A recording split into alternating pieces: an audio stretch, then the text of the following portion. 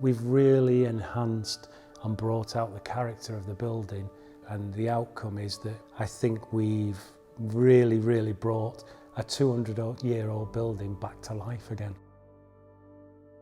This building's got so many characteristics you just don't find these days. The doors, the timber work, the panelling, the cornicing. So what we tried to do with our design is we tried to be as sympathetic to the existing building as we possibly could.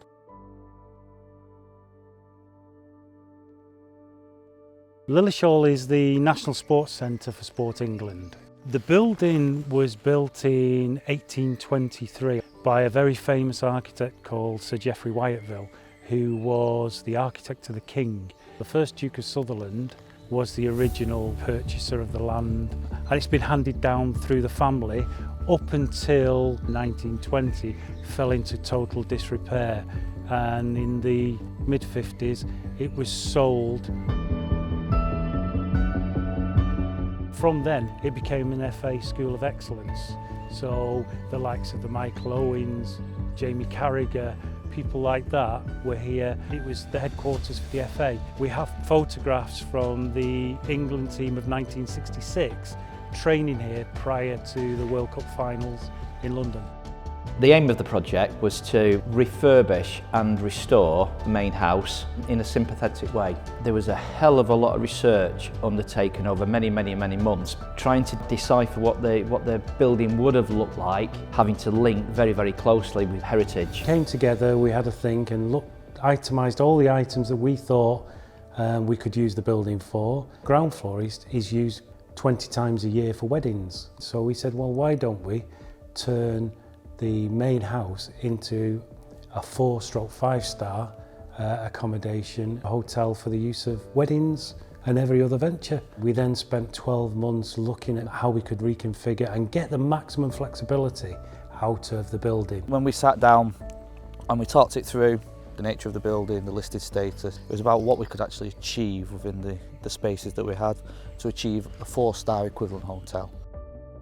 And we tried to emphasise the existing features and bring in natural daylight into the rooms, simple colour palettes to go with the nature of the environment that you're in, and make the building talk again.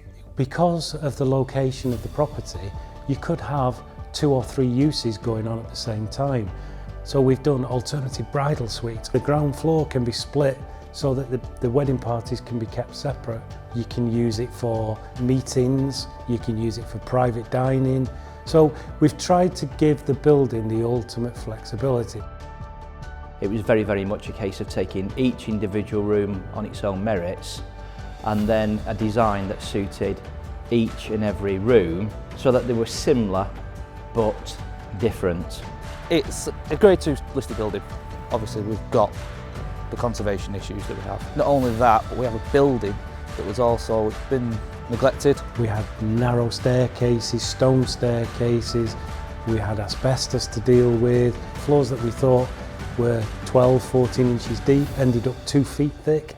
Low ceiling heights in the basement, particular challenge to get all that equipment into such a confined space. 80% of the walls in the building are actually the existing walls. We've had to repair them, but we've repaired them sympathetically and kept the character, and the undulating plaster still exists.